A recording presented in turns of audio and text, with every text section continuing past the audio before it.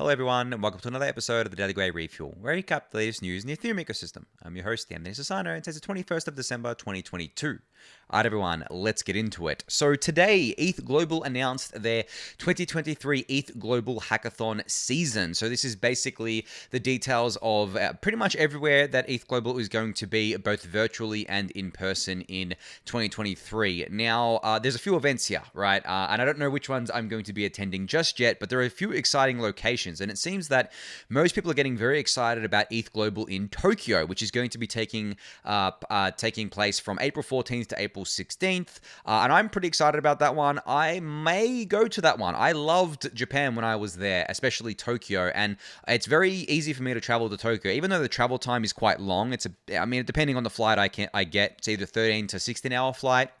But the time zone change is like 1 or 2 hours. So definitely a location that I don't mind taking a long flight for because of the fact that I won't have severe jet lag due to the time zone change. So that is on my maybe list, definitely there. But there are other great locations as well, like Istanbul here in May 26th to 28th, in Toronto in June, in Paris in July, which is going to be around ETHCC, which obviously happens in Paris, New York in September, ETH Online in October. So obviously global there, and then there'll be one that's centered around DevCon, wherever the DevCon location is. But anyway, you can go check out the blog post for yourself to check out all the locations here. But for those of you who don't know, ETHGlobal really is a kind of a hackathon that's run. It's definitely geared towards developers and onboarding developers into the Ethereum ecosystem and letting them basically build something, get it judged by some of the best builders and people in the Ethereum ecosystem, and it's a very, very successful organization, very successful kind of events that get run out of here. But as I said, I am definitely thinking about going to Tokyo here for the ETHGlobal events, since it's relatively easy for me to get to, but there are plenty of others here that cater to everyone around the globe. So go check this out. I'll link it in the YouTube description below. All right, we have an update from Chris here from Flashbots today. So their Flashbots have shared their code and key learnings on running Geth inside SGX with the community. So this is a blog post and a little tweet thread that Chris has put together. If you're interested in Flashbots' research into SGX and what they've done with it, you should definitely go check this out. Now, SGX is an Intel technology that's been around for a little while. It's used sporadically within crypto. I think the thing that it's used for the most right now, or at least kind of like the highest value thing it's used for, is to secure the AVAX bridge. It has come under scrutiny that it's not the best tool for the job for that case, and people have said that there's lots of issues with it. I'm not technical enough to explain those issues, so you may need to Google that. But the reason why Flashbots is experimenting with it is because from what I've read, they plan to use it in their Suave architecture. So Suave is their decentralized, I guess, like block building network that they're spinning up, or at least going to be spinning up in the future. So that's why they're doing a lot of research into it. So if you're interested in, I guess, like learning more about SGX and running Geth inside SGX and all the stuff around that, you should definitely check out this thread and blog post, which I'll have linked in the YouTube description below for you to do so. All right, we have a little update here from L2Beat today that said the last 2 months have been special for Layer 2 in terms of activity. Both layers of Ethereum processed a total of over 152 million transactions, 58% of which happened on L2. Arbitrum and Optimism combined are also becoming close to flipping Layer 1 daily transactions. So we have more Layer 2 transactions happening than Layer 1 transactions, which is really cool. I mean, this really does just show the Ethereum roadmap working and the Ethereum kind of scaling, I guess, ecosystem coming together, the Ethereum scaling, I guess, like thesis coming together very, very nicely here. And there's a graphic here that shows this, that Layer 2 transactions are actually dwarfing Layer 1 transactions right now. Now, I've explained before how the reason why this takes place is basically because of the fact that Layer 1 gas limit is very low compared to these Layer 2s, and we expect the Layer 2s to essentially completely dwarf Layer 1 in terms of number of transactions. Now, there are different ways to measure on-chain activity. There's number of transactions, and there's kind of value transferred, there's fees paid. I've gone through all these metrics before, but if you're talking about just purely number of transactions and if you take into account just roll-ups only, especially post-proto dank sharding, we can expect to see roll-ups basically accounting for, in the next couple of years, 99% of total transactions here. Because as I've said before, Ethereum layer 1 is very limited in the amount of transactions it can process due to that gas limit. And the highest it's actually ever gone, I believe, is just shy of 2 million. And that was actually the other day with all those Tether transactions that took place. But I mean, 2 million transactions a day, we're expecting these layer 2s to do thousands of transactions per second eventually, which would equate to tens of millions, hundreds of millions of transactions per day. So you can see how I get to that 99% number just by extrapolating it like that. Now, that's not going to come, next month or anything like that. It's probably going to require proto dank sharding because obviously fees are probably too high for those transactions per second to actually make sense, because there's not only what the chain can handle, but it's what the chain actually has the demand to process. Because as I've said before, we actually have more decentralized block space today, or decentralized and secure Ethereum block space today, than we have room to fill it. And I've said this for quite a while now, and I wrote a newsletter about this a while ago. We're actually at the point where we are starved for demand to an extent, which means that more focus needs to be put on the app layer and building better apps that take advantage of these technologies. And I think that's going to be a key thesis going forward, is that we're going to see a lot more focus on the app layer than traditionally we've seen on the, protocol layer. So there's been a lot of Altair 1s that have pretty much all failed, that haven't really done anything, haven't really gone anywhere. And I think there's going to be a lot less focus on that. There's going to be more focus on layer 2s as protocols, but there's also going to be a lot of focus on the app layer and building apps that take advantage of all this newly unlocked scale that we have. Now, not all of them are going to be financial apps. I expect a lot of them definitely to be financial apps and a lot of financial activity happening there. But there are going to be things like decentralized social media, file hosting, decentralized websites generally that are going to be happening on these networks. Now, file hosting is a bit of a funny one because file hosting is a different thing. I don't think you could run a file host on rollups. I think you would need like a Validium or something like that. You might be able to do it in that world, but even then it gets a bit murky.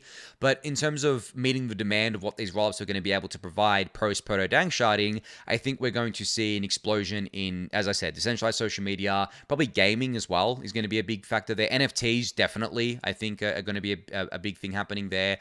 But it's on us to find the apps to fill that space now. And I think with only lasting product market fit that has been proven in crypto so far is DeFi.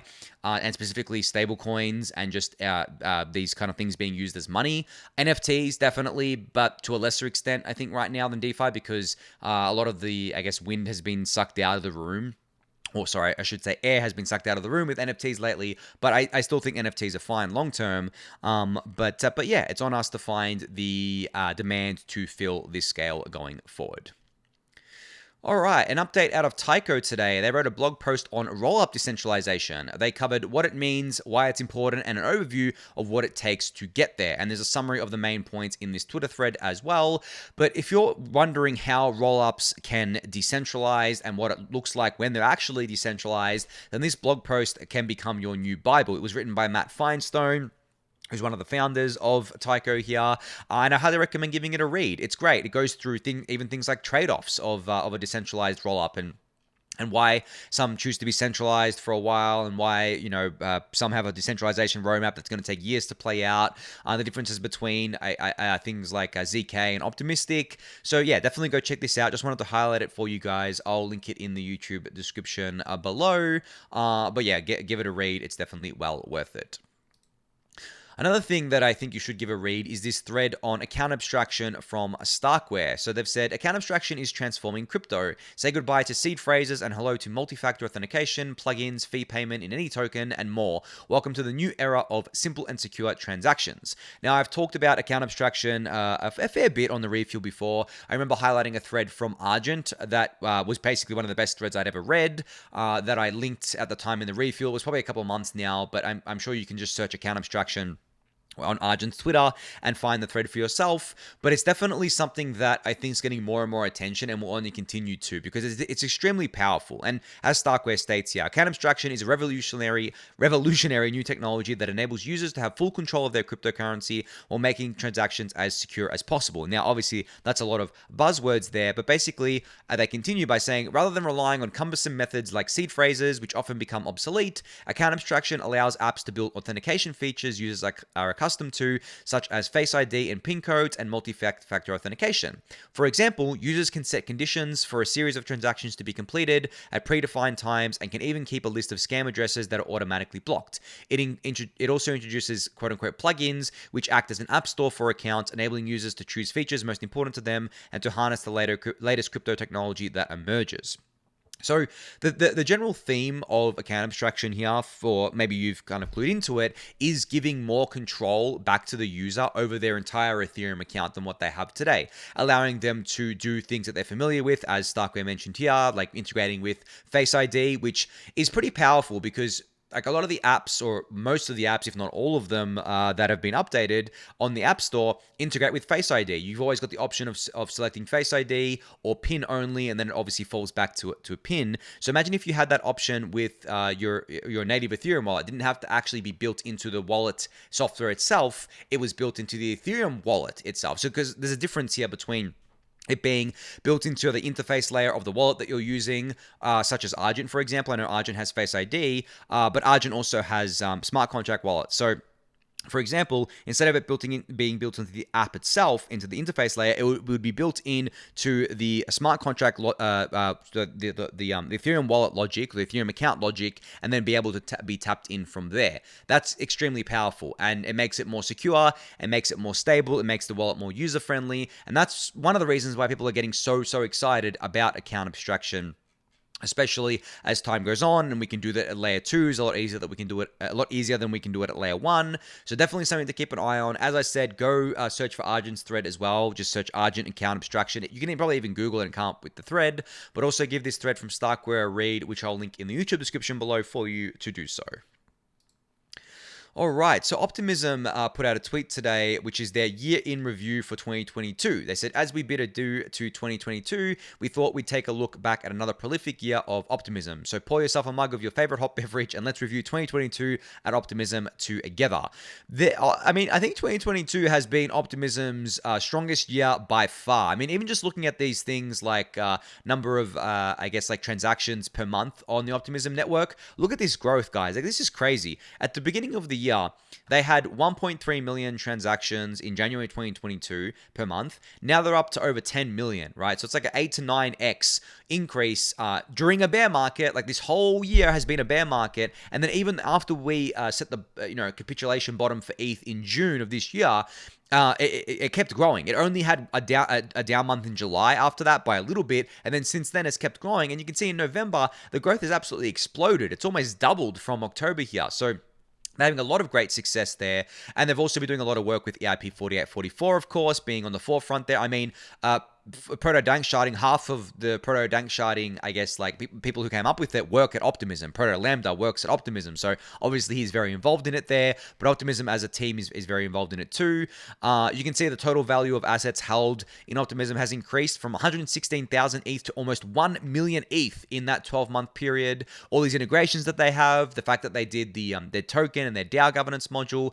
Yeah, Optimism has had an absolutely massive year of growth here, and it's just amazing to see. I know that they definitely have stiff competition with Arbitrum, both of them being the leading optimistic rollups by far. But I think that celebrating both of them is in order. They've both grown very nicely together. I'm hoping Arbitrum does a year in review as well, so I can highlight that. But yeah, this is Optimism's one here. But yeah, just such a big year for them. And a big year for Layer 2's. And as I've been saying for a while now, the fact that Layer 2's are having such a big year in a bear market and developing so well in a bear market, building ecosystems in the bear market, they're going to be the premier place to be in a bull market, guys. Like, if you thought the Altal 1s were crazy last year, I really do think that the next time the bull market comes around, the L2s are going to be where it is. I think the L2s are probably going to kick off the next bull market in terms of creating things that bring demand back. As I was explaining earlier, we just need more things that create more demand, more lasting demand. And with this extra scale, I think we're going to get there. So I'm super excited about the continued growth of L2s. I'm super excited about the apps that can be built on these things that haven't been able to be built before. And I'm personally having a lot of fun on there. I use these layer 2s quite regularly now, trying out all these different apps that are on there. It's really fun just having those like fast, almost instant transactions and very, very cheap transactions compared to layer 1. So I have to give up less ETH, right? Even though layer 1's relatively cheap right now, I'd rather not give up ETH where I don't have to. So definitely doing a lot more on layer 2s these days. But as I've said to you guys before, I don't keep a lot of my value on layer 2. One, because most of my ETH, almost all of my ETH now is staked. I have a bunch of ETH left in ETHHub, which you can see on chain. This was part of the ETHHub thing before. Obviously, we shut down ETHHub recently. That I'm going to be solo staking soon. It's currently, most of it I think is in Lido. I think we put it in there like a very long time ago before Rocket Pool was even launched. So please don't cancel me. It was put into ST ETH a very long time ago, and I'm going to get it out of that and put it into solo staking and probably spin up some more mini pools as well. I'm at 4 right now. I want to get to at least 5. But yeah, other than that, like I'm keeping, a decent sum on these L2s. As I said before, I don't want to keep a lot on there because they're still very early. But I'm moving more and more there to L2s as time goes on, and I'm using them more and more, and I'm having so much fun, honestly. And I just can't wait until we have like a DeFi summer kind of event on one of these L2s, which just brings all that demand in, and then all the users kind of use it and say and be like, wow, this is amazing. Like Ethereum actually scaled, right? I know there's going to be a bunch of users that don't even realize they're using Ethereum. That's totally fine. The ones that do will be like, wow, Ethereum actually scaled. These L2s work really well, cheap fees, fast transactions, an ecosystem that they want to play around with, a community that actually gives a shit, tech that keeps improving, a token they can speculate on. That's actually very important for people, that they can speculate on a token. So obviously there's OP token, there's other L2 tokens out there today as well. But yeah, that's all coming, and it really does feel like it's all coming together. I know right now we're in the very, very depths of the bear market, and it feels like everyone's questioning the value and the use cases of this ecosystem. But I feel like if you're in the Ethereum ecosystem, you aren't really questioning that, and I obviously not questioning that at all. I think my vote of confidence in Ethereum comes from obviously the refuel, but also the fact that I'm just throwing all my ETH into staking, stacking as much ETH as I can, but also explaining my thesis behind it about the fact that I truly do believe that these L2s are going to lead to the next era of crypto. The next massive glut of demand is going to come from these L2s, and it's going to be a very bright future ahead for Ethereum, I believe. All right, so speaking of things that are going to be bringing in more demand to crypto, Uniswap announced today that you can now purchase crypto on the Uniswap web app using a credit debit card or bank transfer at the best rates in Web3, thanks to Moonpay. So this is amazing, right? Going directly from fiat to Uniswap through Moonpay as a bridging kind of service here is incredible. Imagine being like, okay, I want to buy some ETH, but I don't want to have to go through a centralized exchange. I just want to go directly to Uniswap. You can do that. You can go on there, pay with a credit or debit card or a bank transfer through the Moonpay service, and then go directly to Uniswap and buy your ETH like that from Uniswap. Or maybe, I guess I should use a token that maybe isn't supported by Moonpay natively here, such as a token that you've seen and you're like, oh damn it, I'm out of cash right now. I need to obviously get some money in, get some ETH get some fiat into ETH, and then I can trade that ETH for whatever I want on Uniswap. Very, very important, and very important for onboarding people as well, because at the end of the day, we need to integrate these fiat on-ramps natively across all of these DeFi apps, across all these wallets and everything like them, because that's how we get people in. We need to make it as easy as possible. 1 to 2 clicks. I've always said to you guys, 1 to 2 clicks is what we have to do.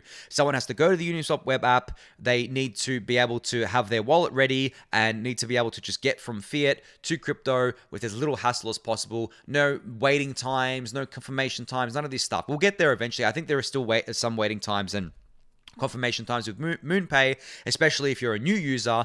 But in saying that, we're going to get closer and closer to that until it becomes so ubiquitous that value is just going to flow so freely around the web. That's the whole point, right, of these technologies that we're building, is that value can flow so freely around the globe, so freely around through different people as data does. The internet did that for data, for information. Well, now we're doing it for value with Ethereum, with DeFi, with crypto more generally. And these services like Moonpay acting as that bridge between the old and the new world are what we need. And I'm just super excited to see them kind of integrate with Uniswap here today. And speaking of more integrations, Metamask has announced that you can now swap directly on Optimism without leaving Metamask on the mobile or extension. So connect to Optimism, obviously change your network here, add the network, and hit swap. This is really cool. This is that 1 to 2 clicks that I'm talking about, guys. Like this. Okay, let me take a step back here for a sec. This 1 to 2 click thing that I've been talking about for a while comes from the Web 2 world, where a lot of apps are like 1 to 2 clicks away and you can do whatever you want. I mean, for example, with Twitter, it's not even 1 to 2 clicks. It's like open up Twitter. Oh, okay, technically it's 1 click. Open up Twitter on your phone. I don't count that as a click, by the way, opening the app. I'm talking when you're actually in the app. Open up Twitter, press the home button, and it refreshes your feed and you can start scrolling. That's 1 click. Want to tweet? 1 more click to click the tweet button in the bottom right hand corner of your screen. Write the tweet, click tweet, right?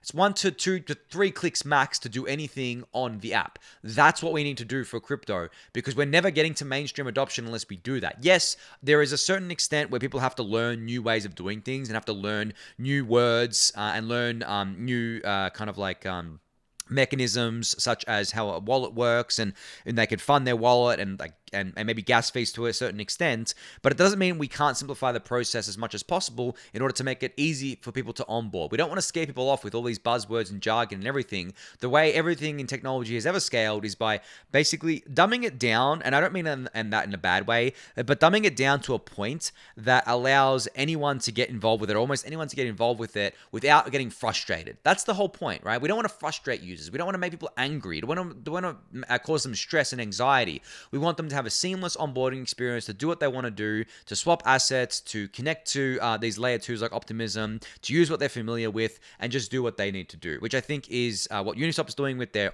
onboarding through Moonpay, and that's what Metamask is doing here with their native swaps on Optimism. All right, so I saw an interesting tweet here from Drea here today, who said how I used GitHub, Fleek, and Heavens tools to create a decentralized website on an ENS name.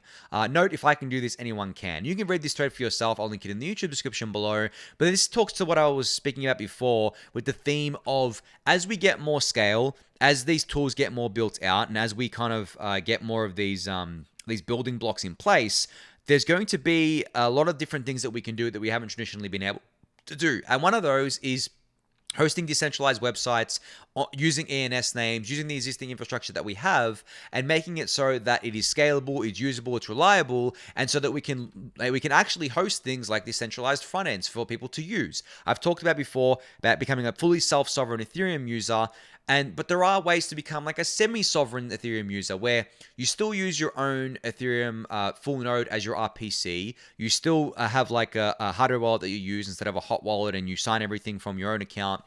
You self-custody everything, but you maybe don't use your own front end. You use a decentralized front end, or even if you use a centralized one, I mean, it's kind of okay, right? So there are like fully sovereign, and then semi-sovereign, and then there's fully sovereign, and there's different flavors here for people. But I think that having decentralized front ends is a holy grail for this ecosystem, and it needs to be done. And the more of these technologies that get built out, and the more of them that get developed, the closer we're going to get to get there. But I just wanted to highlight this thread from Drea here today because I thought it was very interesting, and it's kind of like a step-by-step guide on how to do this yourself if you're interested in it. So definitely go check this out. I'll link it in the YouTube description below. All right, so Tim Roughgarden, who works at Head of Research at A16Z, and fun fact, worked on EIP 1559, shared today a link to a YouTube channel where videos from the Columbia CryptoEconomics Workshop co-hosted with the Ethereum Foundation are now up. There are talks from people like Barnaby, who works at the Ethereum Foundation, Robust Incentives Group, which I've highlighted before, Phil Diane, the inventor, or I guess like one of the co-founders of Flashbots here, Dan Craig Feist, half of Proto-Dank Sharding and Ethereum researcher. You have Angsgar here, works in Ethereum protocol R&D at the Ethereum Foundation. Justin Drake needs no introduction. And Elaine Shi here, who's been working in crypto economics for quite a while. And of course, talks from Tim Roughgarden. So definitely go check these out. I've heard rave reviews from everyone who's watched them that these talks are absolutely amazing. Cryptoeconomics is a relatively new field studying, I guess it speaks for itself, right? Economics within crypto systems.